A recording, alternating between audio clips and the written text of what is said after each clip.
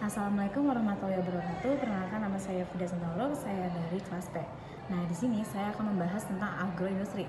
Nah, apa sih yang dimaksud dengan agroindustri? Nah, agroindustri adalah suatu kegiatan yang memanfaatkan hasil pertanian sebagai bahan baku. Nah, di mana hasil pertanian itu bakal kita jadikan sebagai bahan baku untuk membuat suatu produk yang memiliki nilai. Salah satu contoh bahan baku hasil pertanian adalah kelapa, di mana kelapa terdapat buah kelapa, batang kelapa, dan lidi. Nah, tempurung kelapa pada kelapa itu bisa kita ubah menjadi kopra. Nah, kopra itu akan menghasilkan setelah dilakukan proses, yaitu minyak kelapa. Nah, minyak kelapa itu bisa kita jadikan minyak goreng kelapa. Nah, jadi minyak goreng kelapa itu adalah salah satu contoh hasil produksi, yaitu dari bahan baku hasil pertanian, di mana minyak goreng kelapa ini akan memiliki nilai mutu yang baik dan dapat dikonsumsi oleh para konsumen.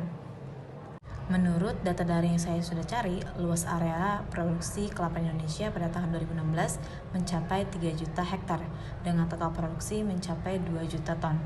Indonesia menjadi negara produsen kelapa terbesar di dunia dengan total produksi mencapai 18,3 juta ton. Total ekspor kelapa dan sabut di Indonesia pada tahun 2010 mencapai 850 ribu ton, kemudian mengalami kenaikan sekitar 15,14% per tahun, yang kemudian pada tahun 2015 jumlah total ekspor mencapai 1,7 juta ton. Komoditas kelapa dapat meningkatkan divisi negara. Selain itu, dapat juga memperluas lapangan kerja, dan ketiga, itu juga dapat memenuhi kebutuhan konsumsi masyarakat dan meningkatkan penghasilan para petani. Diakibatkan karena tanaman yang mengalami usia yang sudah tidak bisa menghasilkan kelapa lagi. Yang kedua adalah tenaga kerja. Nah, di mana tenaga kerja ini sudah banyak kekurangan, karena untuk menjalankan suatu mesin atau suatu peralatan, kita juga memerlukan yang namanya seseorang untuk menjalankan mesin itu. Nah, yang ketiga adalah keterbatasan peralatan produksi. Seperti yang aku bilang tadi, produksi untuk melakukan produksi kita juga memerlukan yang namanya mesin yang bisa membantu untuk pengolahan menjadi lebih mudah dan lebih cepat. Buah kelapa memiliki potensi besar dalam industri agroindustri di Indonesia. Potensi ini meliputi beragam produk olahan yang dapat dihasilkan dari buah kelapa, termasuk minyak goreng kelapa. Nah, di samping itu, identifikasi peluang yang ada dalam industri ini seperti permintaan yang meningkat, pertumbuhan pasar regional, dan penggunaan baru dalam berbagai industri menjadi bahan kunci yang menarik untuk dieksplorasi. Nah, namun tapi tidak dapat diabaikan juga bahwa ada juga hambatan yang mungkin bisa dihadapi untuk mendapatkan suatu produk olahan buah kelapa. Seperti pada tadi yang sudah saya jelaskan faktor-faktornya, seperti masalah bahan bakunya, kualitas produk, tenaga kerja, teknologi pengolahan, dan persaingan.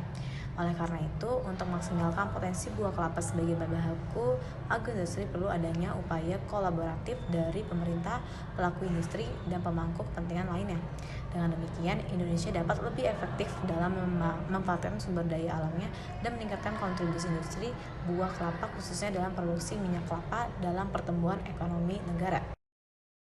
Sebagai pelaku industri, perlu fokus pada pemasaran dan penetrasi pasar ke ekspor global untuk meningkatkan volume dan nilai ekspor produk kelapa. Perlu dilakukan diverifikasi produk olahan kelapa untuk menghadapi persaingan pasar dan memanfaatkan peluang penggunaan baru dalam berbagai industri.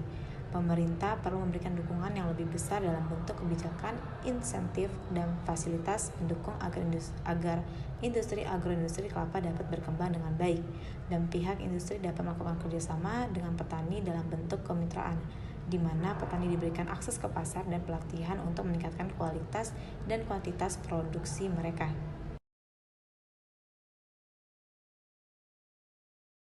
Oleh para petani dapat kita olah menjadi suatu produk yang memiliki nilai tinggi dan memiliki masa panjang yang lebih tinggi lagi dan dibandingkan bahan baku yang tanpa diolah. Nah, pengolahan ini mengalami berbagai macam proses. Proses ini akan melibatkan berbagai macam dan dapat menghasilkan produk yang memiliki nilai-nilai yang tinggi dan dapat diperjualbelikan untuk dapat dikonsumsi oleh para konsumen. Nah, sekian dari saya. Mohon maaf bila ada kesalahan. Terima kasih.